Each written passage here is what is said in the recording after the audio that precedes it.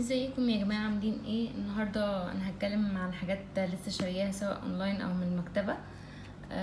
حاجات يعني كان ناقصاني اصلا، ما كانش عندي حاجة غير تقريبا القلم الرصاص والسكتش القديم. فهبدأ اول حاجة بالسكتش ده سكتش كنسون عادي، 180 جرام، 25 في 35. ده انا جبته ب15، يعني هو ارخص من مكاتب كتير فلقيته في وشي فجبت واحد زيادة يبقى عندي. وجبت واحد زيه تاني بس جبته للالوان الاكوريل والالوان طبعا الاكليريك والالوان الزيت. هو برضو عبارة عن 12 ورقة، 300 جرام 300 جرام. التاني ده كان 150، فده خفيف جدا. ده بقى تقيل وبيستحمل المية ويعني ما بيكرمش كده وحلو جدا.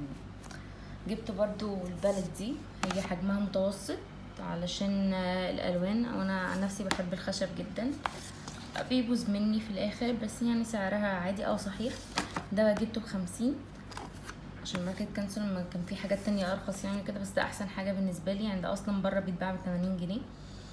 جبت البالت دي ب20، حجمها وسط، فيه بقى اصغر منها وفي يعني اصغر منها. جبت برضو اعظم الوان في الدنيا بتاعت ارت كرييشن. يعني انا لسه بتعلم جديد على الزيت وكده، بس انا مجربه الماركه دي من الالوان الاكليريك بتاعتهم، الالوان الجواش والووتر كولر، الوانهم تحفه جدا. هي اسمها تالنز ارت كرييشن. هو الازازه 12 ملي، هم 24 لون، ودي الدرجات بتاعتها عشان بس لو حد حب يعرف حاجه. دي في المكاتب بره بتتباع ب 360 تقريبا او كده، يعني مش عارفه اي حاجه في الحدود دي عشان مثلت عليها لقيتها كده. المهم انا جبتها من المكتبه ب 160 بس، ودي الدرجات بتاعتها فيها يعني الوان الدنيا والاخره. كده كده استعمالي مش تقيل عليها. ففي طبعا منها بيتباع الانابيب الكبيره، يعني الانبوبه بتبقى تقريبا ب25، بتبقى 75 ملي، دي 12.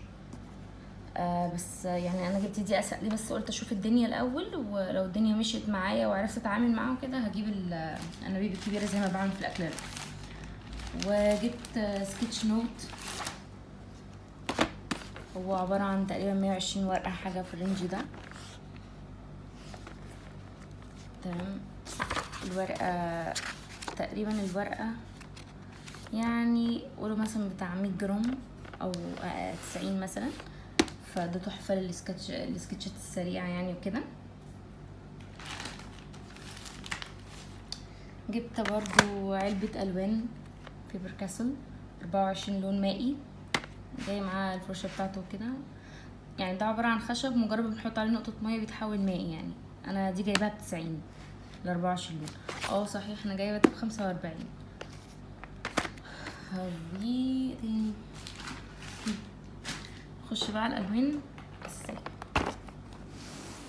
انا بحب الماركة دي جدا جدا جدا، هي حلوة قوي بس صغنططة خالص يعني، بس الوانها البيجمنت بتاعتها تحفة. فده حجم الانبوبة تقريبا اهو، هو 10 ملي، جاي معاه بقى كل الالوان الاساسية وكده. فدي اصلا بتتباع بره تقريبا ب100، انا جايباها ب85 مع 10 الوان. ده شكل الازازة كده والعيد من بره، مش عارفة اذا انطق اسمها اصلا بس تمام. وجبت علب البالت الصغيرة دي بالغطا عشان بتاعتي القديمة باظت وكده، كنت بحط فيها يعني بدل الانابيب عشان بستسهلها، تبقى حلوة جدا واسرع يعني، شكلها اجمل. دي جايباها الالوان الزيت مثلا يعني عشان بتاعت الاكليريك مختلفة. جبت بقى برضو الانابيب بقى اللي كنت لسه بقولكوا عليها، 75 ملي، الالوان الاساسية، بس كان ناقصني الاصفر عشان ملقيتوش، كان خلصان. دي الالوان اللي انا جبتها. وجبت كمان الذهبي عشان انا بحب البرونز بتاعه جدا، واحيانا بدهنه كخلفيه وكده. دي الحاجات اللي جبتها. جبت اسود، بني، ازرق، ابيض، احمر، وجولد. ده الانبوبه ب25 الواحده. دي 15.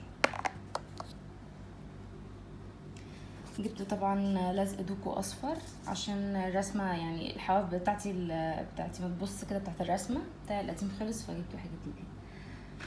وجبت فرشة مائية، هي حلوة قوي قوي يعني، بدل ما كل شوية نبل الفرشة كده. هي ده السن بتاعها، هو باين ولا لأ؟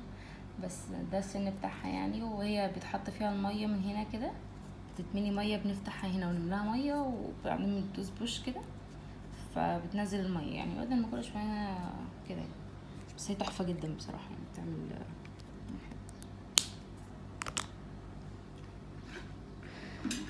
جبت لزق دبل فيس علشان بلزق بيه الصور كده اللي بقعد ارسمها واهبط فيها.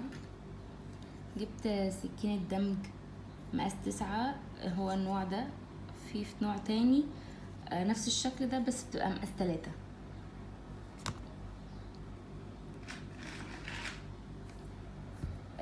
جبت قلم ريشة بتاع يونيبن، 1.2 و1.7 يعني، كل واحد السن بتاعه يعني بيعمل ديتيلز مختلفة عشان سواء للعيون او رسمة المندلة وكده. جبت استيكة زيرو، دي سنها رفيع خالص خالص اهي، سنها عامل ازاي، تحفة جدا يعني. لو حد مش عارف يمسح بالاستيكة الكبيرة العادية اللي هي بتاعت فيبر كاسل العادية بتاعتنا دي، فبستسهل بدي قوي. بتاعتي قديمة بقى فجبت واحدة كده. ده تربنتين، ده بتخفف بيه الالوان الزيت وبتنضف بيه الفرش وكده، عشان بتبقى الفرش اللي بنشفت قبل كده، وبرده البالت بيتنضف بيها، ده غير اللي بيخفف الالوان كده. وده زيت بذرة كتان، ده برضو بتخفف بيه الوان الزيت. طبعا الوسيط بتاع الالوان الزيت هو الزيت يعني، فما ينفعش اصلا هو يخش فيه ميه. وجبت شريط لحام يعني، كان مش فاكره حاجه اتكسرت في البيت فقلت اجيب احتياطي يعني. جبت قلم سنوجمان، ده قلم دوكو ذهبي، جبته الحجم الوسط، فيه كبير وفيه صغير، بس ده الحجم التحفه بالنسبه لي وكده يعني. برسم على السكتشات السودا وحلوه قوي. جبت قلم جل، المفروض كنت عايزاه ساكورا بس هو ده اللي جالي يعني، مش حوار، نوع حلو مش وحش. انا جبت ازازة الزيت ب7، والتربنتين ب7، والشريط توكو ده ب8، ودبل فيس ب5، وشريط اللحام ده ب10، والقلم الواحد من الاقلام اللي هي التحبير دي ب11، وسكينة الدمج جبتها ب20، والفرشة دي جبتها ب17، وقلم الجولد جبته كان بكام يا رب، كان ب20 لا ب15 سوري، جايبه ب15، الحجم الكبير اللي ب20. والقلم ده جايبه ب15 برضو، بس ما انصحش حد بيه، مش حلو خالص اصلا يعني. لو هتجيبوا قلم جل جيبوا ساكورا احسن بكتير. تمام. تاني جبت من قلم دوره، انا بستعملها كتير قوي عشان اخويا الخط بتاعتي، بستعملها كتير سواء في زوايا او كده.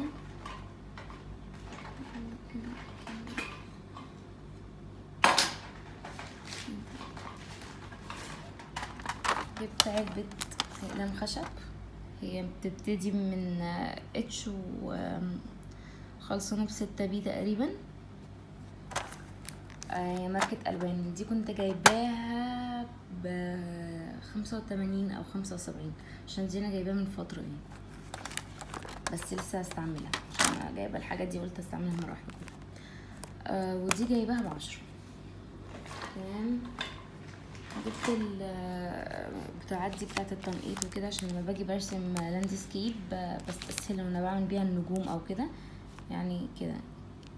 تمام، بتبقى تحفه قوي. وجبت طبعا برايه عشان الاقلام اللي لسه جايباها ده برضه من الوان يعني اغلب الحاجات دي موجوده في الوان، ده من الوان، ده من الوان، ودي من الوان، يعني منتجات الوان مش وحشه، بس في حاجات كتير وحشه عندهم يعني، فمش لازم ان احنا نعتمد على الماركه دي قوي.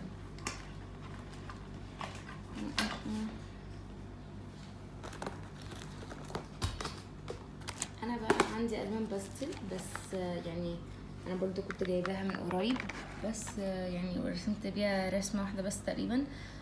هي اويل باستل، يعني هي مجيش حاجه جنب السوفت باستل، بس انا العلبه بتاعتي اصلا نسيتها في المدرسه، وتاني يوم رحت عشان اجيبها فلقيتها ضاعت، يعني اتاخدت بمعنى اصح. فقلت اجرب الاويل باستل، لقيته زباله حرفيا، يعني ما انصحش حد بيه، لان الدمج بتاعه صعب قوي قوي وما بيسيحش اصلا. لازم تكوني مدربه ايدك على الدمج كتير. جبت اسطمبة الدواير دي برضو، يعني عشان لو عملت شمس من تأمر الحاجات اللي بتبقى في الفيديوهات اللي هي بتاعت الأجانب دي. وجبت ايه تاني،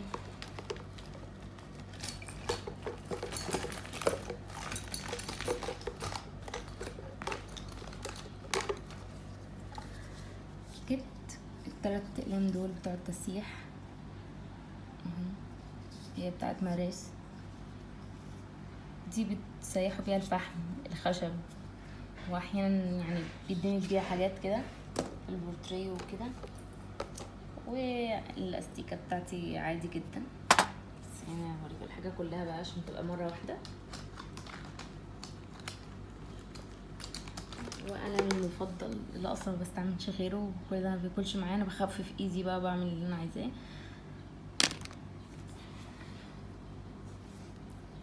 وبرجع بس كده.